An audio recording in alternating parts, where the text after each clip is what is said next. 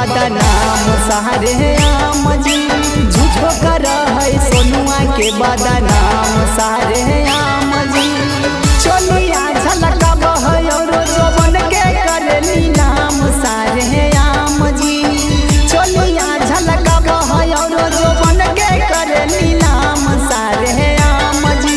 झूठो कर है सजनमा के बदनाम सारे आम जी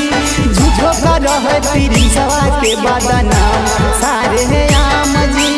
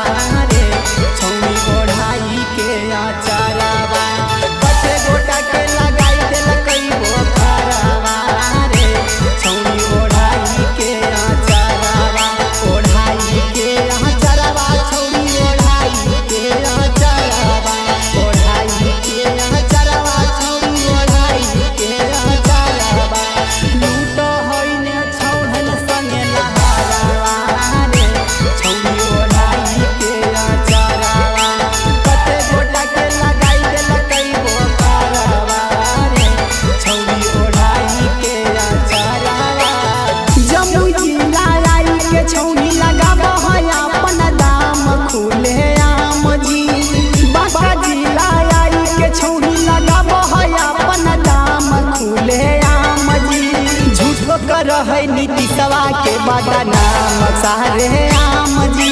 झूठो कर है पवनमा के बदनाम सारे आम जी जींस टी शर्ट पहन के छौरी घूम है सिनेमा तान डोले ईमान जी जींस टी शर्ट पहन के छौरी घूम है सिनेमा तान डोले ईमान जी झूठो कर है रंजनमा के बदनाम सारे आम जी झूठो कर है रजसवा के बदनाम सारे आम जी। बंदे गली गली भेल है पराचार रे बंदे बंदे गली गली भेल है पराचार रे बंदे बंदे कहाँ से लैले छौरी छाटल छिनार रे बंदे बंदे कहाँ से लैले छौरी छाटल छिनार रे बंदे।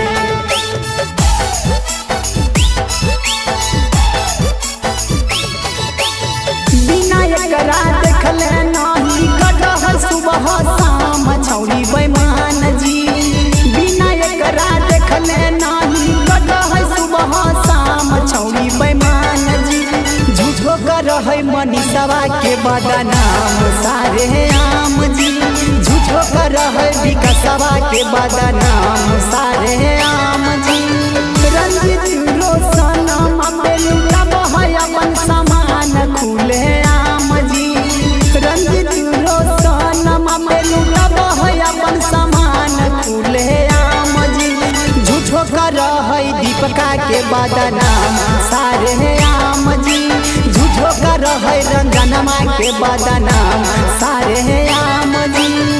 अरे ई माल हकी मलमलुआ रे।